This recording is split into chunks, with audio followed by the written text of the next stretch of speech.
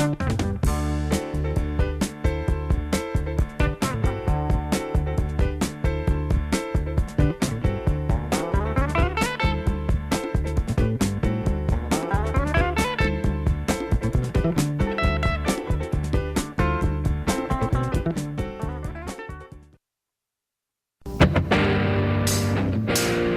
saludo muy especial para todos los televidentes. Bienvenidos a este espacio de Hora de Consultar, en el cual las diferentes áreas y temáticas, desde la psicología, la ingeniería, la comunicación, el derecho, diferentes aspectos, están a su disposición como una especie de consultorio.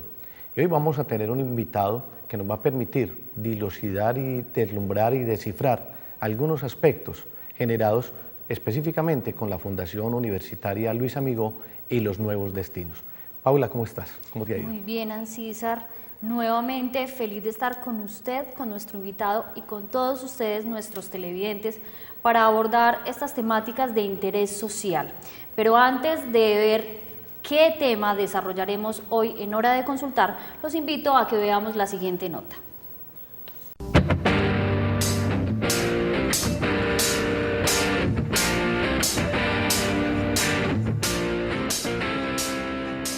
Durante el 2009, la Fundación Universitaria Luis Amigó ha renovado varios aspectos, entre ellos todo lo relacionado con lo académico, lo administrativo y su estructura física. Todo esto sumado a la nueva dirección a cargo del padre José Wilmar Sánchez Duque. Hoy, en Hora de Consultar, conoceremos cuáles son esos cambios y quién es el padre José Wilmar Sánchez Duque. Regresamos a Hora de Consultar. Y ahora sí ya estamos en la postura de poderles presentar a nuestro invitado. Es una persona supremamente joven, pero ha adquirido una alta responsabilidad. Responsabilidad que él mismo ha querido compartir con todos los que serían sus colaboradores, un grupo de personas interesados y entusiasmados en sacar adelante una idea. Esta persona que nos acompaña hoy está hoy al frente de los destinos de la Fundación Universitaria Luis Amigó. Y precisamente en una época en la cual se cumplen los 25 años de la institución. Estamos hablando del padre José Wilmar Sánchez Duque, quien ha llegado en una fase en la cual todos tenemos un interés y fundamentalmente ese interés de saber si en 25 años la Fundación Universitaria Luis Amigó ha tenido tantos logros, hoy cómo va a ser posible potenciar todo eso que se ha creado. Pero no seremos nosotros los que le digamos directamente cuál es su recorrido, su hoja de vida, lo que ha hecho, sino que precisamente para eso está aquí, para que nosotros con él conversemos y él nos vaya contando al principio parte de su vida. Paula. Claro que sí, Ancísar. Entonces comencemos, padre, bienvenido. Muchas gracias por aceptar la invitación. ¿Y quién es José Wilmar Sánchez Duque? Primero que todo, gracias a Ancísar y a Paula por la invitación a este programa. Y para todos los televidentes también es para mí un motivo de alegría poder compartir a través de estos medios tecnológicos lo que es un sueño, lo que es un proyecto, lo que es una tarea y particularmente pues bajo el liderazgo y la dirección actualmente en esta rectoría. José Wilmar Sánchez Duque pues es un sacerdote terciario capuchino, pertenezco a la congregación hace aproximadamente 20 años, estudiante en tiempos atrás de filosofía, teología en la Pontificia Universidad Javeriana, maestría en neuropsicología en la Universidad San Buenaventura, pedagogía reeducativa aquí en la Fundación Universitaria Luis Amigó y actualmente adelanto un doctorado en neuropsicología en una universidad de Buenos Aires. Soy caldense de la ciudad de Manizales, próximo a cumplir ya 40 años, por eso cuando me dicen muy joven, a veces me sorprendo porque ya con 40 afuera no seríamos tan jóvenes, pero aquí adentro para este cargo parece que somos sumamente jóvenes, ¿cierto?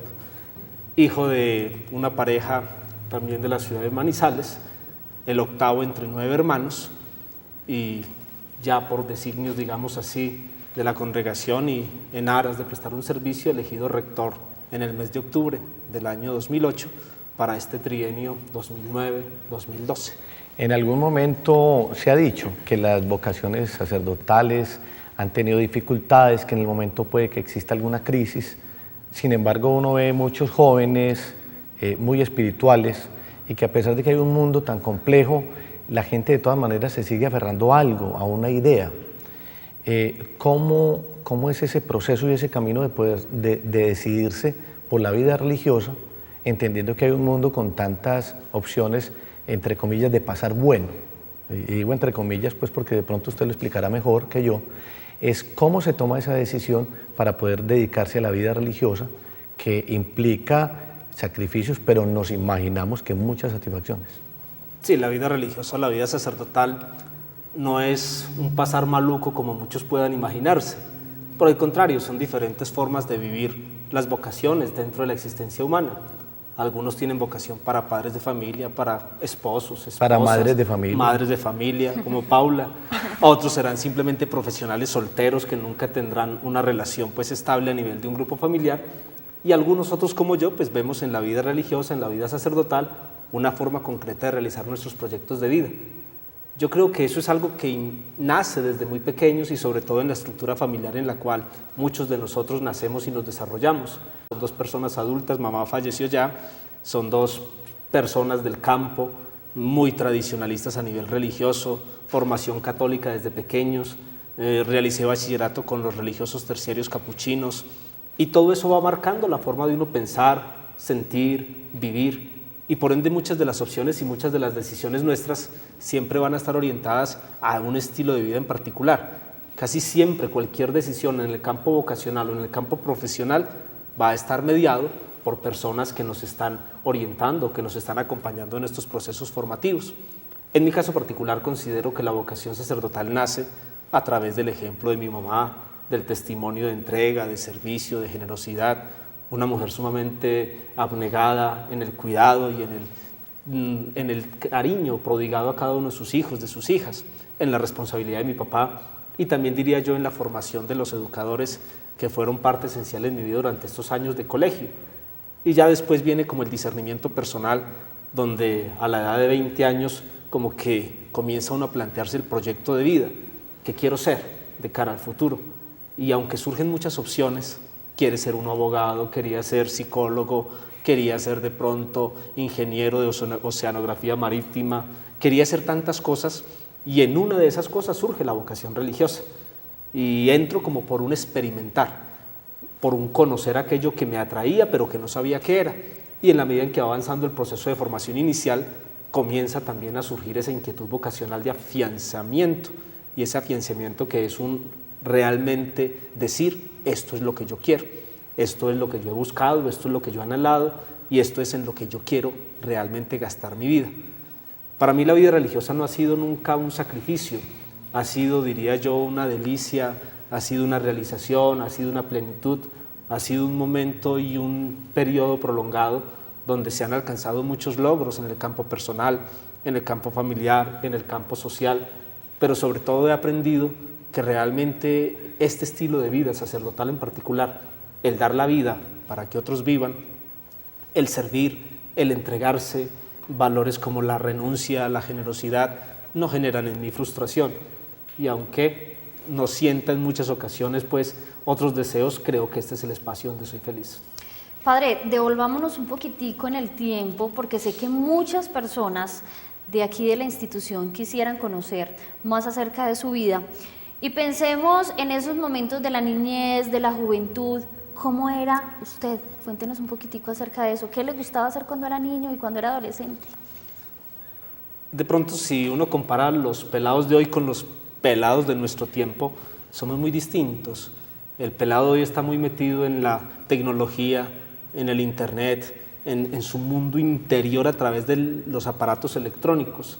Mi niñez fue como la de muchos de ustedes en este sentido, juegos en la calle, juegos de grupo y los juegos tradicionales, ¿no? Era un niño no raro como muchos se pueden imaginar que son los que tenemos vocación para la vida religiosa. Era normal, problemático, cansón, aburridor, pone quejas, a veces también me portaba mal, tenían que regañarme, a veces papá castigaba frecuentemente cuando hacíamos algo que no debíamos. En el colegio también las llamadas de atención, los regaños, las amonestaciones, las sanciones. O sea, de niño, como cualquier otro muchachito de aquella época, de los 70, los 80, un niño en todo el sentido estricto de la palabra, que jugaba, que peleaba, que se apasionaba con muchas cosas, que soñaba con muchas cosas, ¿Qué era lo único distinto de aquel entonces y este entonces? Diría yo, todos los avances tecnológicos que para aquel momento pues no estaban tan presentes. La televisión, lo más emocionante que veríamos seríamos esos programas de Chespirito, ¿cierto? El Chavo, el Chapulín, eso era lo más emocionante. Y lo más violento sería Centella, Mazinger, ¿cierto? Eso era lo más violento que podríamos ver y que muchos de estos jóvenes de hoy en día se preguntarán, ¿y eso qué es? ¿No? Era la época nuestra donde de una u otra forma disfrutábamos más jugando en equipo, jugando en grupos, que jugando solos con un aparato electrónico. Disfrutábamos más la compañía con otros compañeros, con otras compañeras, que estando completamente solos. Dentro de la niñez también, lógicamente, vienen los enamoramientos. En la adolescencia también aflora todo esto del desear compartir la existencia con una pareja. Diría yo, pues la primera novia que tuve fue por allá como a los 13 años.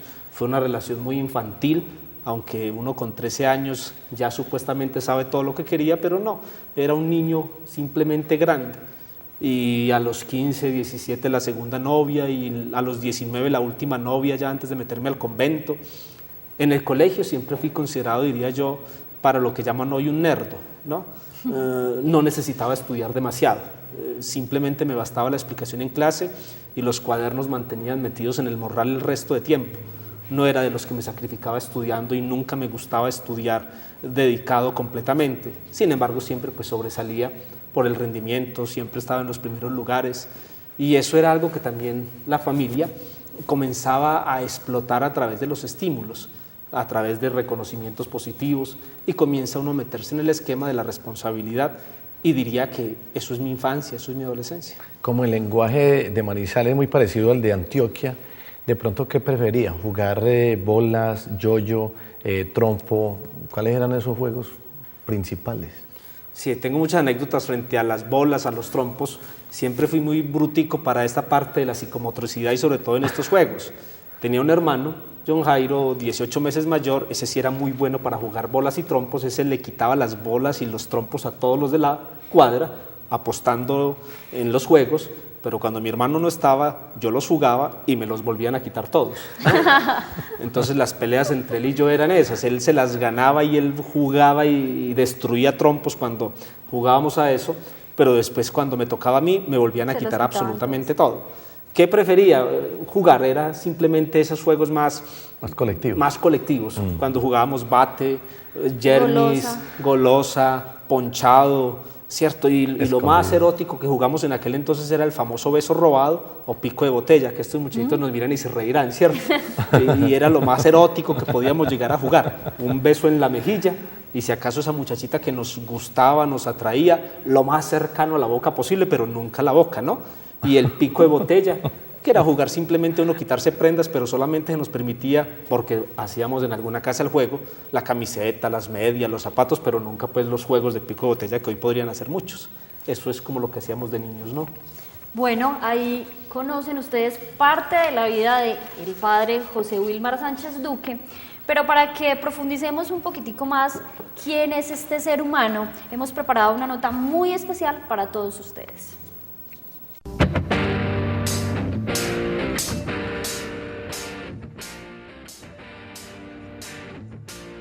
El padre José Wilmar Sánchez, en su proceso formativo hacia el camino de Dios, tuvo la oportunidad en su momento de conocer a personas que lo acompañarían en su recorrido. Entre ellos, el padre Omar Javier Duitama, actual rector del colegio Luis Amigó, y quien habla de su amigo con gran cariño. Él es bastante coherente en sus cosas, en todo lo que realiza, en lo que piensa, en lo que dice, en lo que hace. Y junto a la coherencia es bastante radical. O sea, cuando se acciona pues por las cosas con toda la claridad y la precisión que tiene. Me llama también mucho la atención como la sensibilidad que tiene sobre todo a las personas pobres y necesitadas. Es muy sensible, a los pequeñitos también, muy sensible, muy cercano. En la medida de sus posibilidades me consta que ha ayudado mucho a la gente. Y otra cualidad sí que me llama mucho la atención es lo justo que es en el trato de los empleados. Muchos valores acompañan al padre José Wilmar, por eso el vicerrector del colegio Luis Amigó, padre Sandro Castaño, terciario capuchino, cuenta lo que recuerda no solo del amigo, sino de un servidor de Dios que piensa siempre en ayudar al prójimo. Puedo identificar en el padre Wilmar 3 aspectos que siempre me llamaban la atención, y es la abnegación en el trabajo.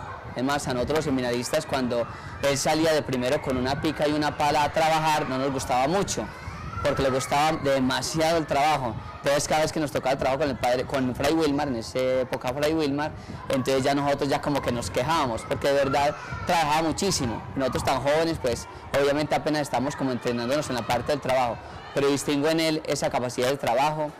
La segunda, la consagración, tener como muy claro el llamado del Señor en su vida, que lo hacía comprometerse. Entonces me daba cuenta cómo él, ayudarle a una persona, siempre le daba la mano desde algo muy concreto. Entonces no solamente era que yo rezo por usted, sino que también él, a través de muchos actos, le brindaba oportunidades a esa persona para que saliera de su dificultad. Estas son solo algunas cualidades que hacen parte de la personalidad del padre José Wilmar Sánchez Duque, anterior rector del Colegio Luis Amigó, y que hoy llena de orgullo a los universitarios amigonianos.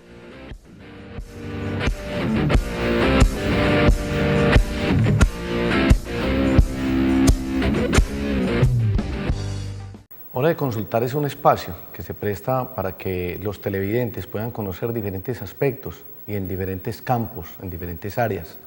Ya lo decíamos, puede ser desde la psicología o del derecho, también desde el desarrollo familiar, diferentes actividades, de la tecnología, de la comunicación, de la espiritualidad. Hoy estamos con el rector de la Fundación Universitaria Luis Amigó, el padre Wilmar. Padre, usted ahorita mencionaba cuando estaba decidiendo su vocación religiosa, mencionaba entre otras la psicología, y finalmente usted tuvo la oportunidad de hacer algo cercano a ese tema. Cuéntenos un poquito cuál es ese acercamiento que tiene usted con el campo de la psicología y de pronto también de cómo funciona nuestro cerebro. Sí, la psicología nace sobre todo como en mi inquietud en el trabajo con seres humanos. El entender a las personas es una cosa bastante compleja. Interactuar con seres humanos implica una cantidad de habilidades, de destrezas, de competencias, donde no basta simplemente tener una experiencia en un campo laboral o profesional, o no basta simplemente el campo pastoral, la teología o la filosofía. O sea, la psicología nace en mí como una inquietud por adentrarme cada vez más en el conocer, el comprender, el entender y el poder dar respuestas a lo que el ser humano desde su más profundo, lo más íntimo, desde lo que le nace por dentro, tiene generalmente como inquietud. Por eso considero que para mí la psicología, y en este campo específico la neuropsicología, es el espacio a través del cual aprendo a conocer el hombre, aprendo a conocer al ser humano, aprendo a entender muchas de sus emociones, de sus sentimientos, aprendo a entender muchos de sus impulsos y comienzo a conocer también la forma en que todos de una u otra forma funcionamos en el campo de las relaciones humanas o en el campo de la propia interiorización, la propia conciencia. Siempre me fascinó la neuropsicología en particular, que es un área pues específica de la psicología, porque considero que dentro del cerebro no es simplemente un órgano que a través de la evolución ha generado destrezas o competencias que nos diferencian de los animales, sino que es un órgano que de una u otra forma tiene realmente una capacidad que nos hace únicos dentro de todas las especies conocidas en el planeta.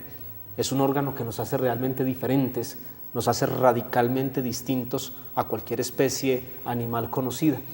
Y considero que desde esta neuropsicología entender el comportamiento humano relacionándolo con este órgano llamado cerebro, pues uno puede aprender a ser mucho más simple, a ser mucho más sencillo, a ser un poco más humilde en aceptar muchas veces tanto las equivocaciones o los errores propios como la de los demás. Es aprender a conocer y entender que en muchas ocasiones nos comportamos de una forma que no quisiéramos y entender eso por qué sucede, entender eso por qué acontece, nos lleva a nosotros como a ser muy comprensivos frente a las equivocaciones tanto propias como de los demás. La psicología para mí es como, diría yo, esa herramienta, hombre, que me ayuda a relacionarme con los demás, aceptándolos, comprendiéndolos y asumiéndolos como son y no tanto como yo pretendiera que fueran o quisiera que realmente se comportaran en general.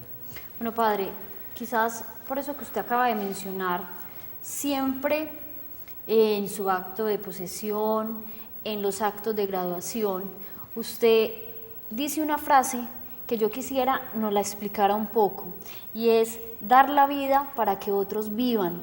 ¿Qué significado tiene esa frase? Además, porque es muy bonita, y si uno se pone a analizar las situaciones de la vida cotidiana, uno muchas veces actúa de esa forma. ¿Qué nos puede decir frente a eso? Sí, Paula, o sea, en todo ser humano, yo diría hombre o mujer, hay un instinto de maternidad, y ese instinto de maternidad es como esa capacidad de ser capaz de jugarse la existencia por alguien. A veces han visto a los sacerdotes como personas que no se sienten llamadas a amar y por eso renuncian a una relación de pareja. Yo, por el contrario, creería que el sacerdocio es como el desarrollo máximo, a mi modo de comprender, esa capacidad de amar. Y cuando yo hablo del amor, es como esa donación, esa entrega. Dar la vida implica ser capaz de jugarme la existencia, no por algo simplemente, sino por alguien.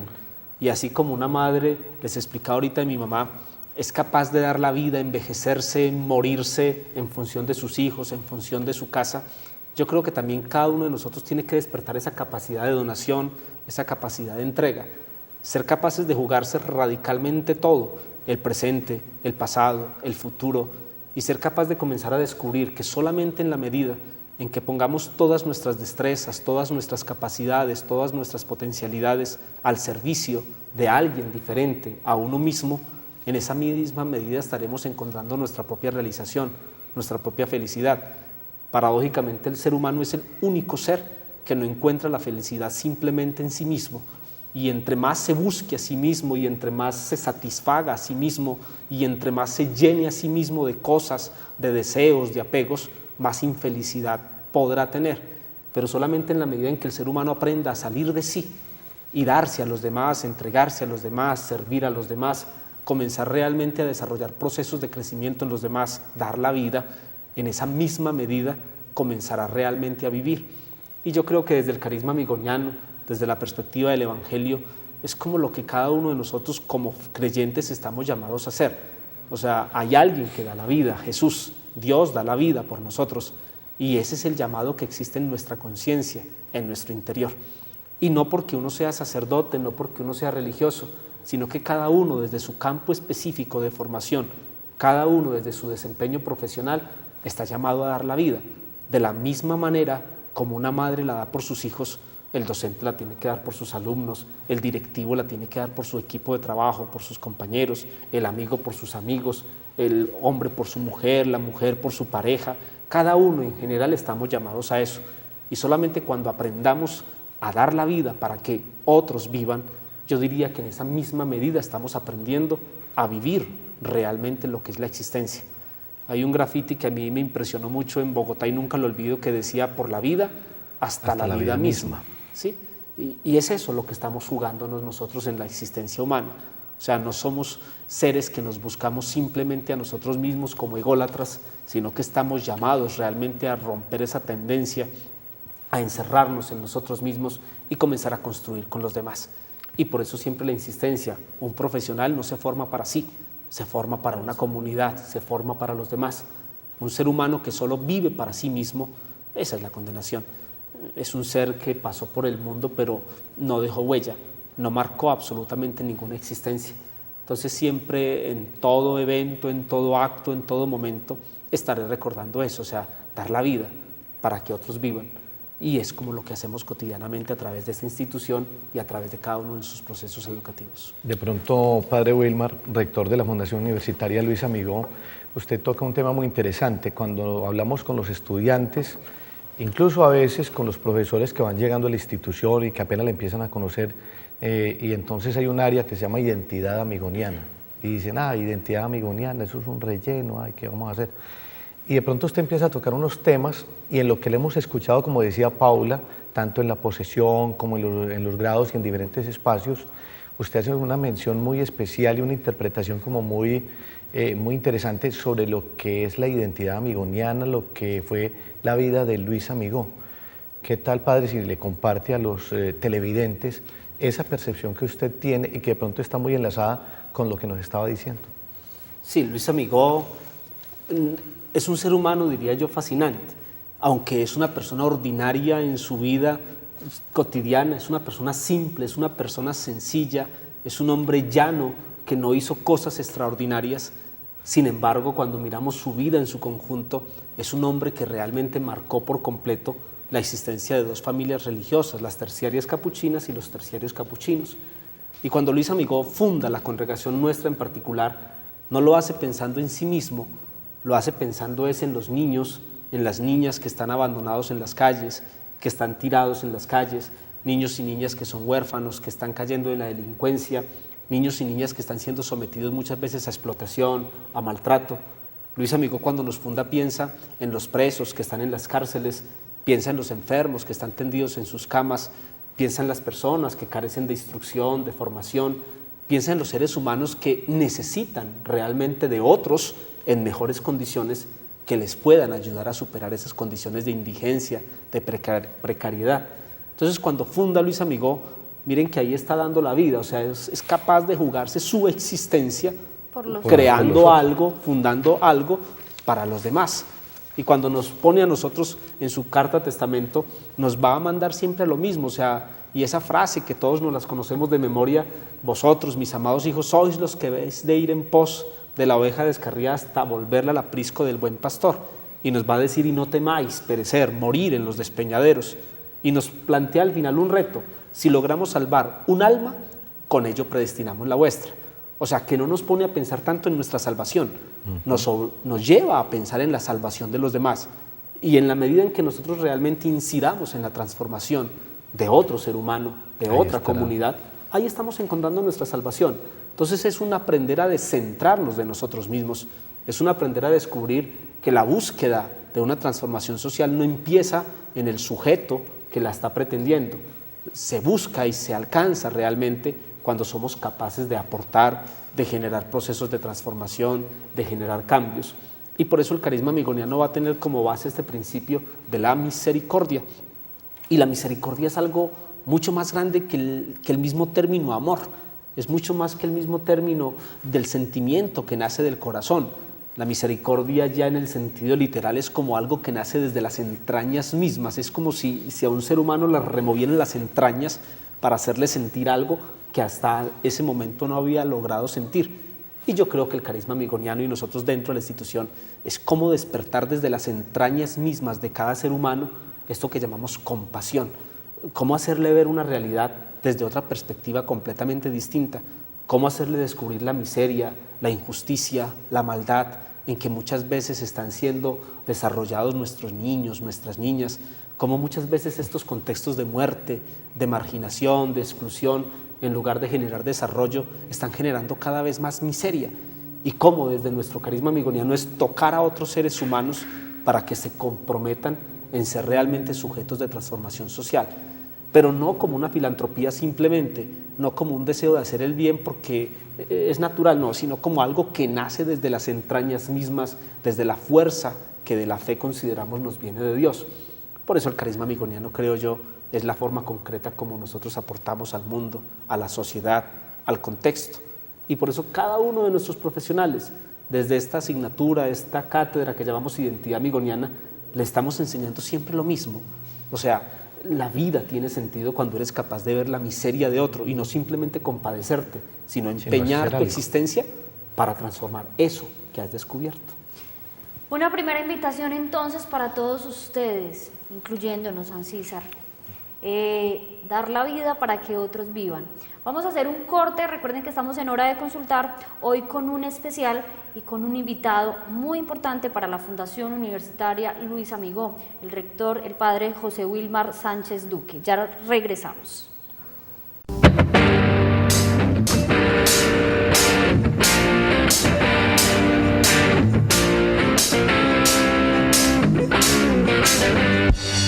¿En qué va ese proceso? La autoevaluación con fines de acreditación estaba buscando también generar procesos de transformación en el ámbito educativo. Yo creo que una de las claves del proceso de autoevaluación es los mejoramientos que se pueden implementar a través de este mismo proceso. La institución decidió por iniciar el proceso de acreditar 4 programas inicialmente: comunicación social, psicología, derecho y administración de empresas. Consideramos que son como los 4 programas que tienen todos los elementos necesarios en el campo de la docencia, en el campo de la academia, la investigación, la extensión, la ejecución de proyectos y que podrían dar respuesta realmente a lo que desde la acreditación se exige a las instituciones en el ámbito de la calidad. La idea con estos 4 programas es que una vez acreditados sirvan como experiencia, digamos, piloto, que nos ayuden a jalonar la acreditación institucional, que la meta sería cerrarla con el reconocimiento como universidad. Bueno, nosotros tenemos aquí muchas preguntas, pero los docentes y estudiantes también, entonces veamos qué inquietudes tienen estas personas.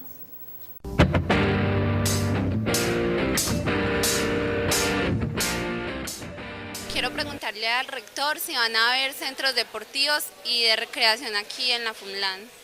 ¿Cómo se están distribuyendo los recursos que entran a la universidad, ¿cierto? ¿Y quién está vigilando, quién está haciendo la veeduría de estos recursos?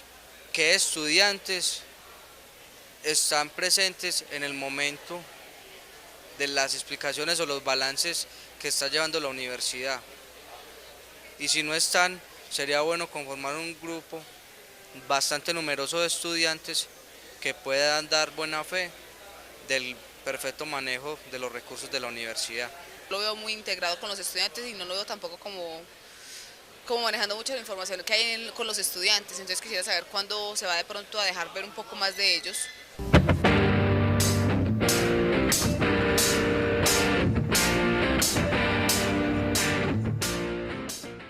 Padre, veíamos ahí entonces unas inquietudes hechas por estudiantes y docentes. Básicamente, ¿cuándo va a ser esa integración con los estudiantes? Segundo, coméntenos un poquitico acerca de los recursos, cómo se están distribuyendo y finalmente, pues, ¿hacia dónde vamos? Diría que la integración con los estudiantes, uno pretender tener una cercanía con 8.500 estudiantes en 5 sedes, resulta casi que imposible. Hay espacios sí de encuentro a través de los representantes de cada uno de los programas, a través de los diferentes órganos de gobierno que existen de la institución, y hay diferentes momentos donde estudiantes pueden aproximarse a la oficina y en el momento pues de la disponibilidad de tiempo uno generalmente los atiende. Pretender de pronto un rector que esté dando vueltas por los pasillos, pues no sabría si realmente el tiempo lo permitirá o no, o pretender uno pasar por los salones de clase, pues esto no sería como lo lógico dentro de una institución que demanda realmente tantos procesos, tantos procedimientos y donde el papel del rector pues está también muy limitado a veces a otros campos de dirección, de administración, y trabajamos más con directivos, trabajamos mucho más pues con el ámbito ya de índole administrativo, y con los estudiantes, vuelvo y digo, pues hay muchos espacios de encuentro a través de algunas cátedras, algunas charlas, las ceremonias de graduación, las conferencias, seminarios, y estudiantes que quieran aproximarse a rectoría, pues siempre tengo como criterio con la secretaria, cuando no tengo ninguna persona atendiendo en ese instante, el que venga, no hay que prohibirle el ingreso ni cerrarle la entrada, venga, lo atendemos de una vez. Y hay momentos, por decir, que siempre salgo de la oficina, camino por los pasillos mientras me dirijo a comunidad, o voy a biblioteca, o voy a las diferentes dependencias de la universidad, y uno se encuentra con los estudiantes. Hay muchas ocasiones donde uno saluda, hay muchos que responden y hay otros para los cuales uno es un perfecto desconocido. Entonces, pues es algo de parte y parte. Muchos estudiantes está a la hora en que no saben quién es el rector. Cuando se ha generado una cantidad de medios de comunicación a través de la web, el periódico de la institución, revistas de la institución, grados, es un esfuerzo de parte y parte, pero considero que cada estudiante tiene la oficina de rectoría abierta con la disponibilidad de tiempo, lógicamente, pues que se disponga en ese momento.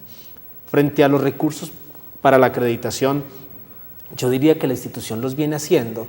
O sea, la acreditación no es que de un momento a otro un acto administrativo dice que va a destinar tanto porcentaje para acreditación, no, la acreditación demanda un proceso permanente de inversiones. Y si miramos la institución 5 años atrás y la comparamos ahora, la proporción de docentes tiempo completo es notoriamente significativa, el incremento que se ha realizado. Si miramos la inversión que se ha hecho en planta física 5 años atrás y la comparamos ahora y con la nueva construcción, con lo que está haciendo actualmente, es una inversión con fines lógicamente de mejoramiento. Si miramos las salas de sistemas, si miramos los laboratorios, si miramos este mismo estudio de grabación, si miramos los laboratorios de psicología, la sala de audiencias, son todas las inversiones que la institución va haciendo dentro de su manejo presupuestal, pues para fines de mejoramiento, no solamente una acreditación. Y yo consideraría que no es una inversión a través de un acto administrativo en un momento determinado, sino que es la constante de la institución en su ejecución presupuestal. ¿Y cómo manejar un control, una veeduría de los recursos institucionales? Yo creo que en eso hemos tenido bastantes avances durante estos últimos años en la institución. Tenemos un servicio de revisoría fiscal que ahora está con dedicación de tiempo completo. Ahora se está proyectando la creación de una oficina de control que va a trabajar junto con revisoría fiscal. Estamos teniendo unas reuniones bimestrales, serán mensuales, donde estamos estudiando toda la parte de la ejecución presupuestal y le estamos haciendo un control a los gastos y a las inversiones de la institución. Cada 8 días en comité directivo hacemos una revisión de cómo está el aspecto económico en el área de las inversiones, en el área del gasto, cómo se están manejando las cuentas dentro de la institución, cómo se están manejando los recursos. O sea, considero que el área de control se han ido generando una serie de estrategias que permitan hacer un uso cada vez más racional y eficiente de los recursos económicos de la institución. Padre José Wilmar, de alguna manera, para continuar un poco con esa idea que tienen los estudiantes y la pueden tener los docentes, pues consideramos nosotros en hora de consultar que este es uno de los mecanismos que se pueden utilizar. Entonces yo creo que la invitación, y Paula comparte, y todo el equipo que está con nosotros, es como seguir aprovechando este espacio para que usted tenga, digamos, como esa voz permanente, tanto de la escucha, que le traigamos el voz pop que está comentando la gente, y a la vez esta se convierta como en una oportunidad por medio de la cual usted pueda estarle mandando un mensaje pues a la ciudad y en particular a la familia amigoniana. Claro, César, porque es un esfuerzo mutuo. Cuando miramos, por decir, el discurso de posesión que trae, digamos así, un programa para los próximos 3 años y solamente uno hace el seguimiento a través de la web, cuántos consultaron ese documento, no llegamos a 1.500 y la comunidad en ese momento éramos cerca de 9.000 entre estudiantes y empleados. O sea que no llegamos a ser un 20% del total de la comunidad que conoció hacia dónde vamos a orientar la institución.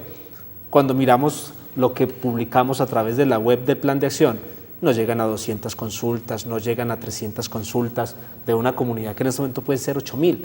O sea, tenemos lógicamente unos medios de comunicación a través de los cuales estudiantes, docentes, administrativos, directivos y comunidad en general puede conocer hacia dónde está orientándose la institución.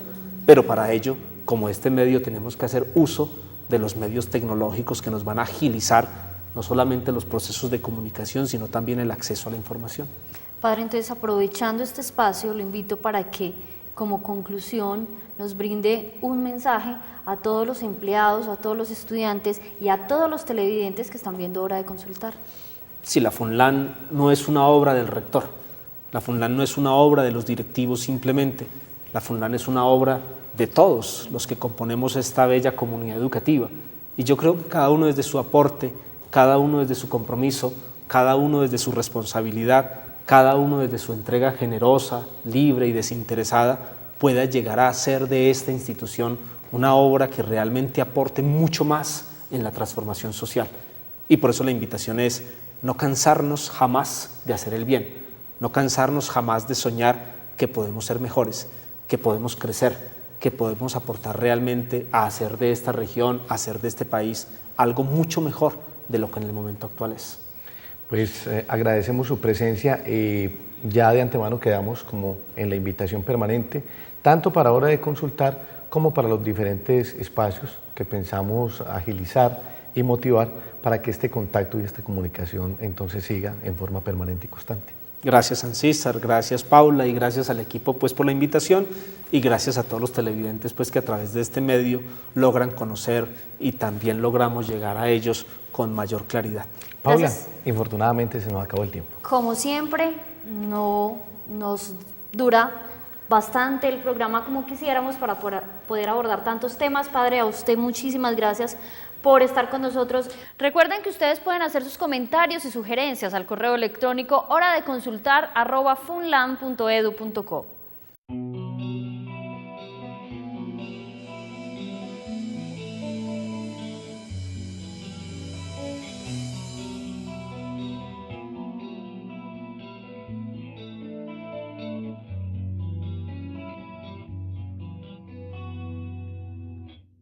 Un café a las 6, un reloj durmiéndose, un pasar sin mirar, contesta, te quiero hablar.